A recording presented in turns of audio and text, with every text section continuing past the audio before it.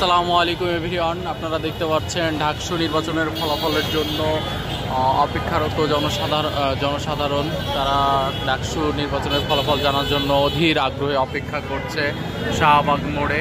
পুরো শাহবাগ মোড় জনসাধারণে লোকারণ্য হয়ে আছে। এটা মূলত শাহবাগ মোড়।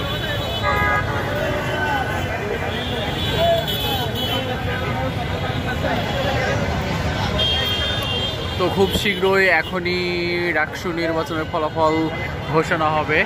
তো ঘোষণা হলে আমরা একটি উৎসব মুখর পরিবেশ দেখতে পাবো এই শাহবাগ মোড়ে, এবং কোনো প্রকার অপ্রীতিকর ঘটনা যাতে না ঘটে সেজন্য